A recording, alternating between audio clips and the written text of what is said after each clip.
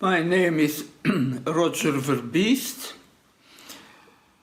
I went to Korea with the 1st Battalion. I joined the 1st Belgian Volunteers on the 2nd of October 1950 and got trained in Belgium till we left on the 18th of December on board of the Camina to go to Korea.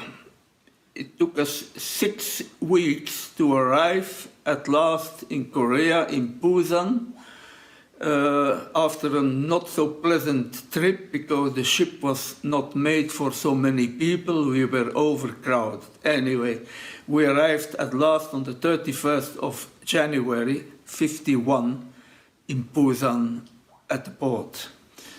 After that, we went to a training camp and for a few adaptation, a week of adaptation, equipment change, because we were fully equipped with the good old Belgian army coat and everything, which was really not adapted for the Korean thing.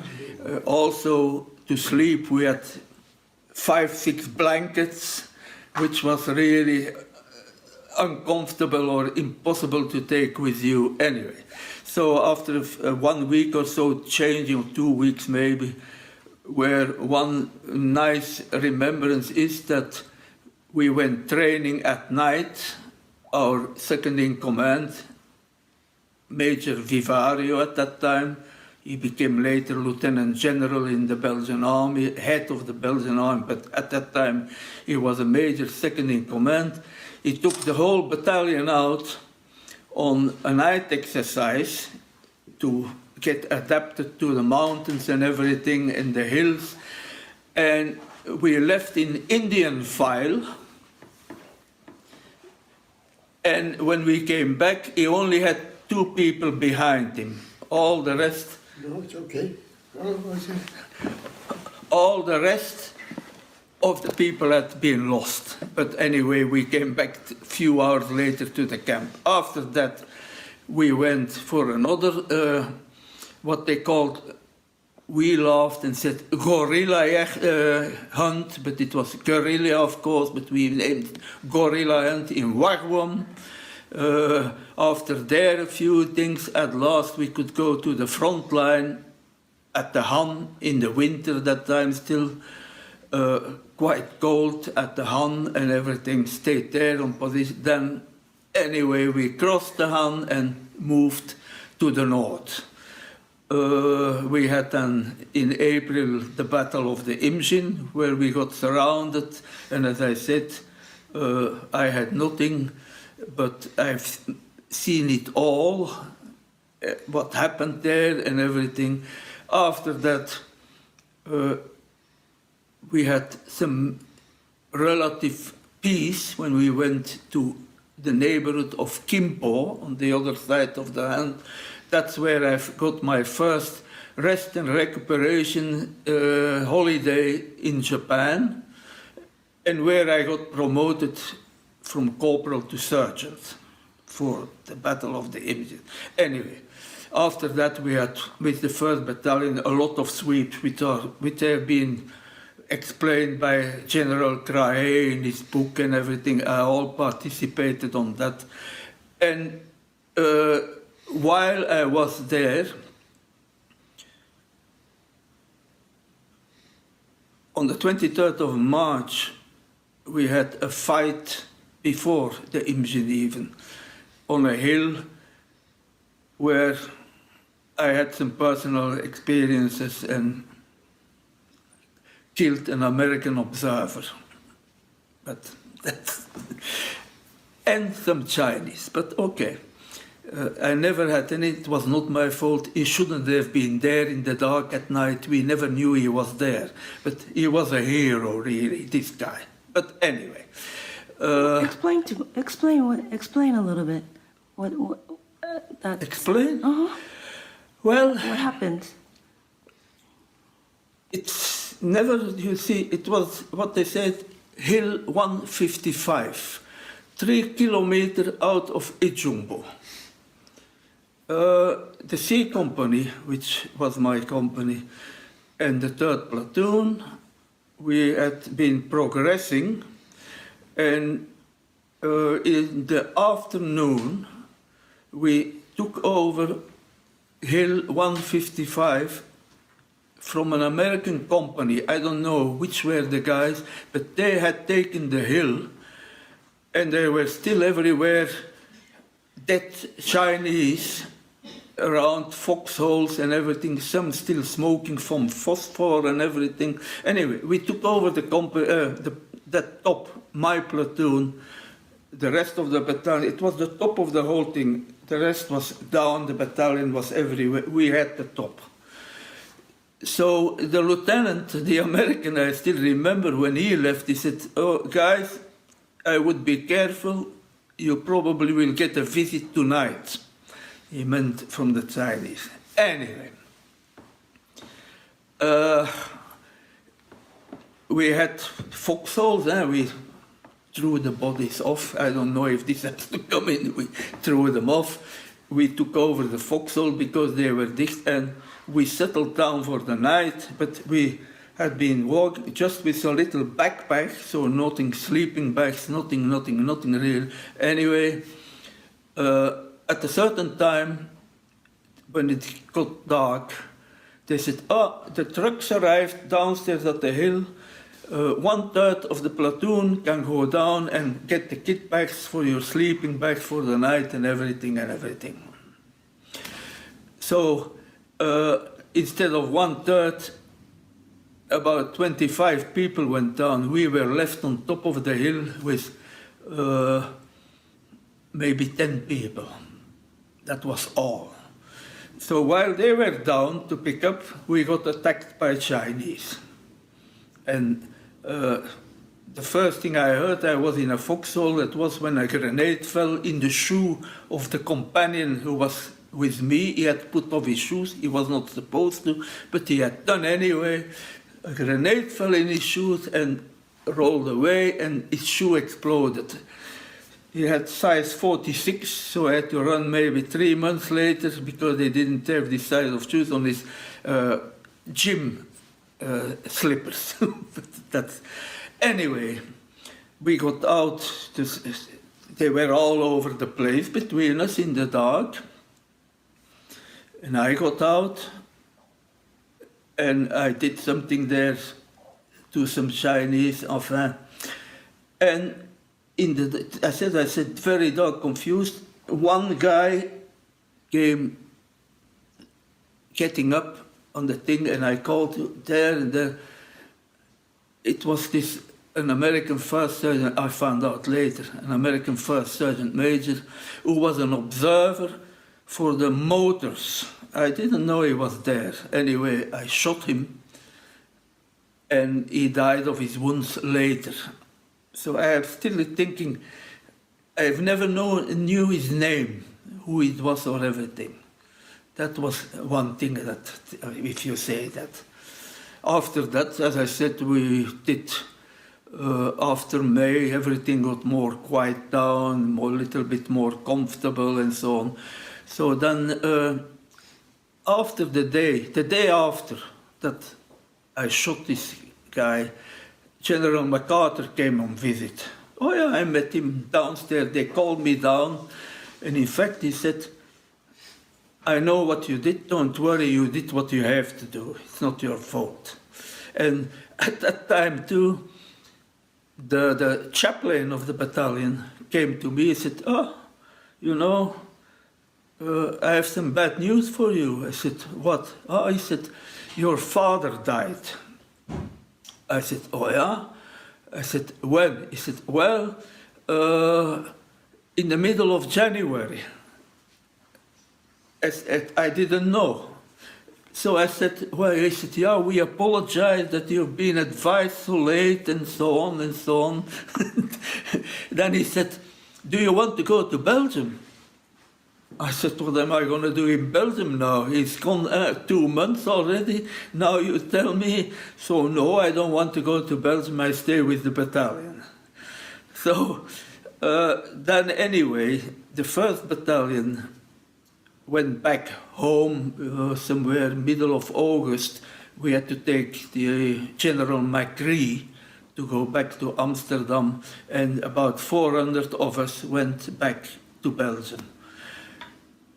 In Belgium, I had 1 month of holiday, and after I had to rejoin the 1st Airborne Battalion to get parachute training, which I did. I obtained my parachute training at the beginning of January. I was qualified and everything, and then I was giving training to some militias. That time they had draftees. We still had draftees. So I was training draftees in Leopoldville. I didn't like it, so I re-enlisted for Korea. And the 3rd of March, I went back to the training center of Korea in Marseille, stayed 1 month, and I rejoined the battalion where I arrived. I left Belgium again on the 7th of April and arrived on the 24th of April, just in time for the celebration of the Battle of the Imjin, where they were. It was a ceremony there. And there, at that time, I decided, and I said, I never go back until the last Belgian goes back. And that I did. I stayed till 55, till the last Belgians had to come back. He's now the oldest Now, warrior. if you're interested, in 54, then after the 3rd year or 2nd year, you got 1 month of holiday in Japan. And regular R&R, like they said, famous R&R. I had people I knew on the embassy. In fact, one of my friends is married to a Korean. Her name is Kim, by the way. They have a shop in Hasselt, very famous. Really became rich. She did it. Very aggressive saleswoman and everything. No, they have a very good company. It's still existing, Pagoda in Kuurne, specialized in Oriental stuff and everything. And that's why I learned my wife, my friend married her. I went to their wedding party. And in Tokyo, 1 year later, I also went to the celebration of their first baby, which was born in Tokyo. So I've been kept in touch with them very much. I learned my wife there. And I went back to Korea. And then I applied for permission. You had to have permission to get married that time. Oh, yes. There are a lot of regulations. I still have them. In fact, you had to give this and that and that and that and that. I did all that and brought it to the embassy in October 54 and to get married. And I came to the embassy. This is another story, and the chancellor said to me, I'm sorry I can't marry you because the Belgian government changed the regulations. If you want to marry, you first have to go back to to Belgium, stay 1 year there, and you can't come back to Korea. You have to bring her there and everything. He said, I can't marry you. Everything is okay, but I can't marry you. He said, but, I said, do you want to get married? I said, sure. He said, okay. Tell your wife to go to the local administration, not outside of Tokyo. I said, they don't have the instructions yet. I said, get married for Japanese law. And he said, if it's Japanese, if you're married there, he said, you bring me the papers. The same day I make a Belgian passport for it. That doesn't exist anymore. At that time it was. And you're legally married because Japanese law is legally in Belgium. So we did. My wife went to, we lived in Surumi, out between Yokohama and Tokyo. She went there. In fact, I didn't even go. She just brought all the papers. No, I was staying at home. She took 2 witnesses, and they witnessed, and we were legally married.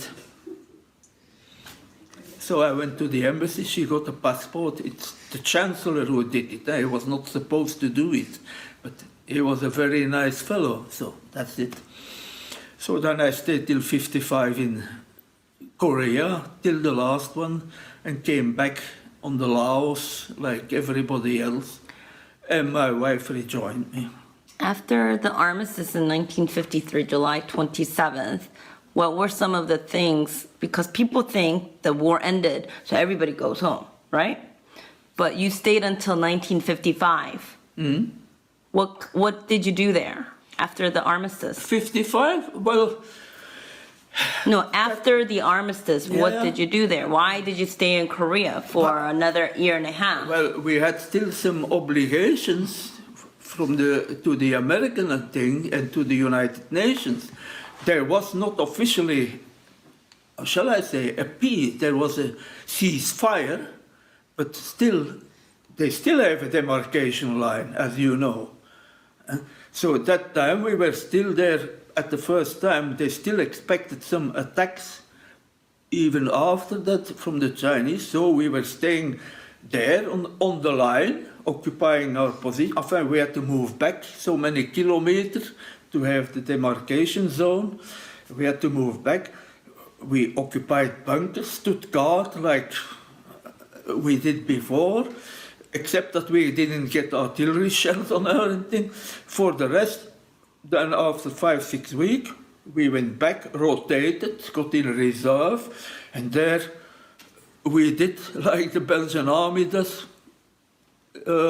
When they are on camps, and we're training, exercises with the Americans, tests to compare our combat readiness, tested by the Americans, which, by the way, we came out first of the whole thing. We had 87%, I think. I said, we always used to laugh with the Americans. They were those big boots, they couldn't move around, everything. We were just our normal thing. We moved around like that on the hills 3 times when they moved. That was the thing. We were training. Just like, as I said to him, he hasn't known this. He has just known the period in Korea at the beginning there, when there was every day moving, up mountain, down mountain, up mountain, here a shot, there a shot, attack, this and that. Never ate really. At night, you slept in a little hole there. After that, from when I went back,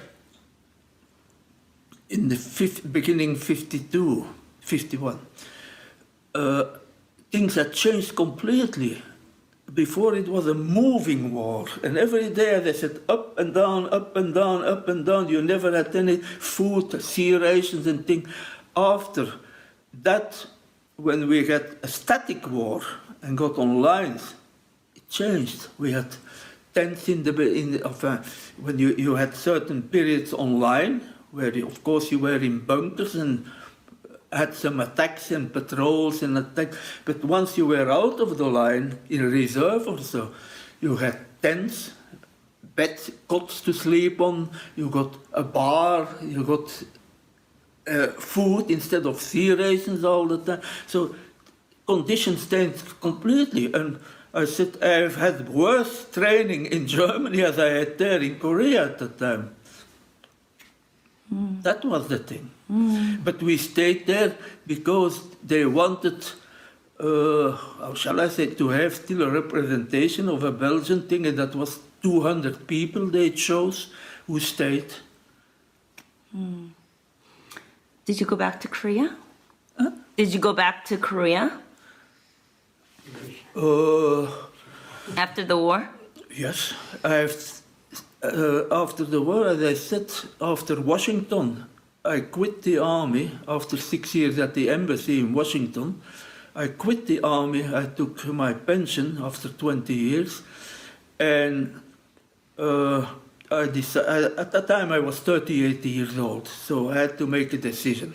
Am I staying in the army, no promotion till I'm 56 and then retire, or am I going to try to do business, a career in private civilian life?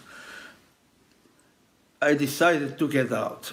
So, in fact, I still have my blue card as a permanent resident of the United States. But my wife and my daughter then, they wanted to move out, and me too, out of Washington. So we went to Hawaii and lived 1 year in Honolulu, where in fact I got my first job as assistant manager from the Hilton Lagoon Apartments. I don't know if you know Hawaii, the Hilton Lagoon, I got there. After 1 year, my wife and daughter said, and me too, but always sun, always this beach, let's go back to Japan. So we moved to Japan. I asked whether you went back to Korea to Yeah, well, revisit. that's what I'm coming to.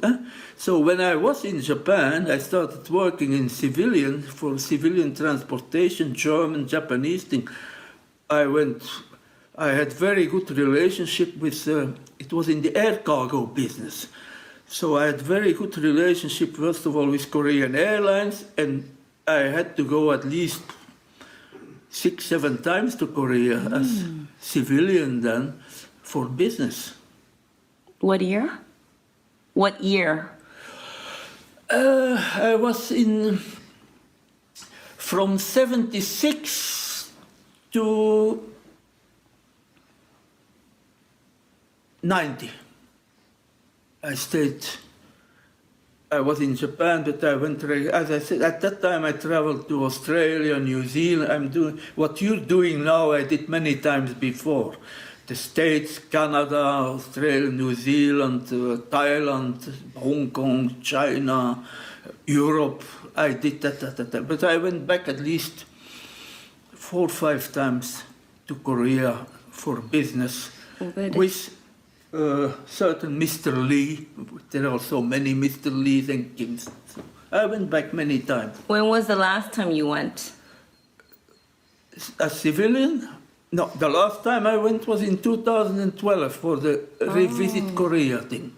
So it was very different from when you went in first. That's what I've told him. He remembers, I remember, first time when we went in Seoul. I still remember the railroad station. Everything was in ruins and everything there.